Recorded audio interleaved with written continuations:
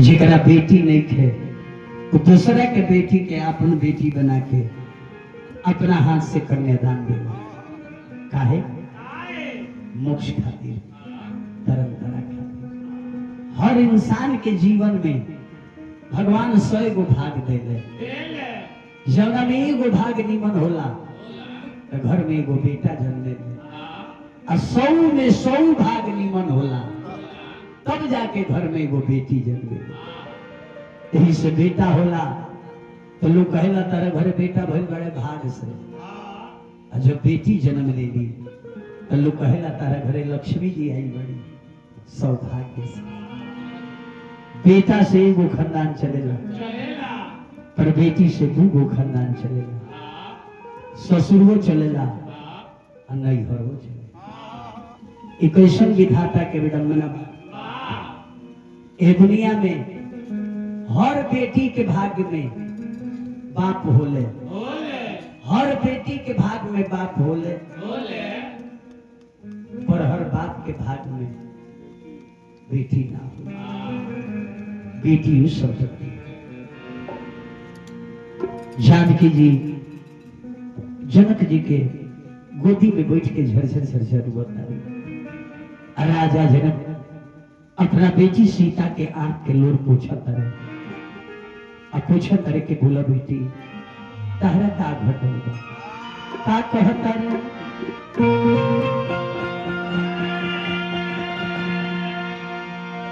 कि जानिया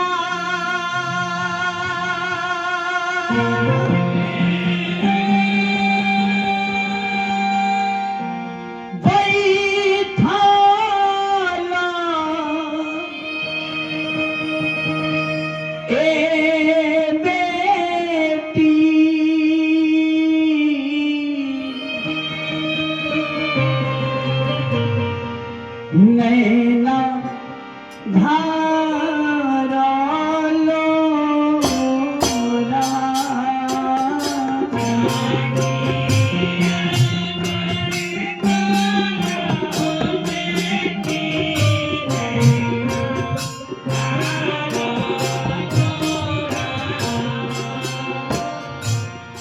भवानी करनमा हो बेटी नैना धारा लोरा।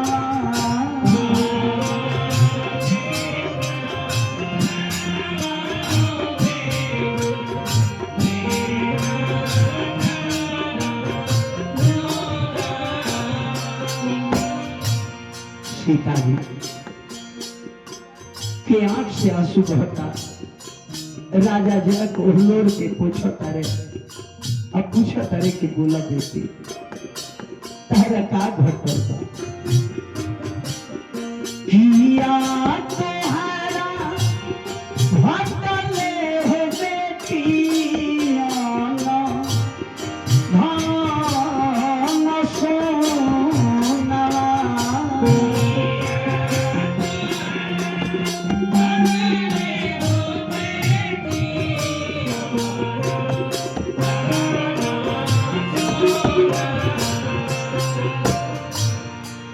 किया तोहरा घटले हो बेटी हंसरा जघोरा।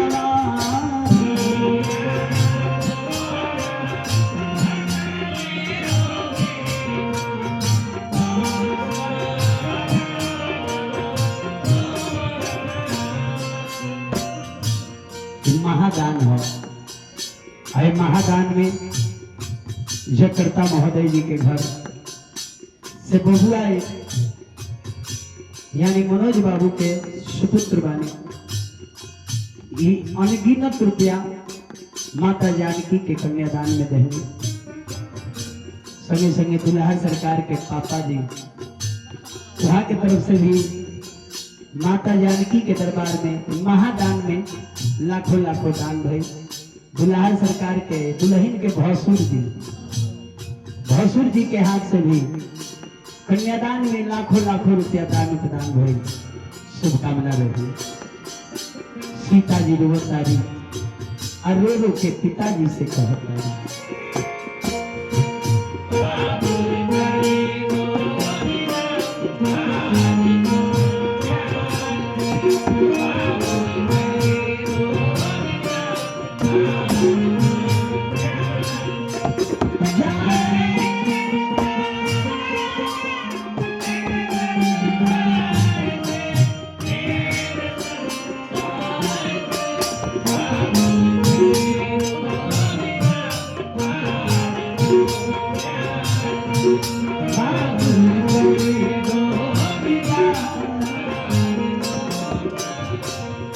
सीता जी रो रो के कहता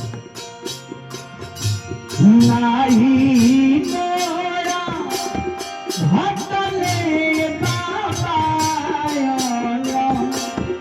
भान सोदवा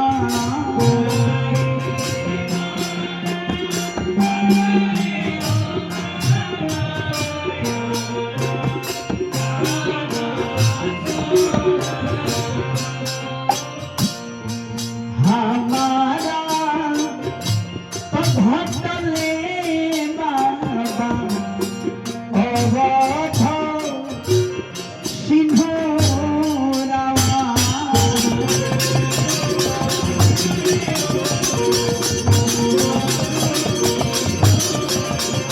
जुगे जुगे बारे बेटी कहलो ए हाथवा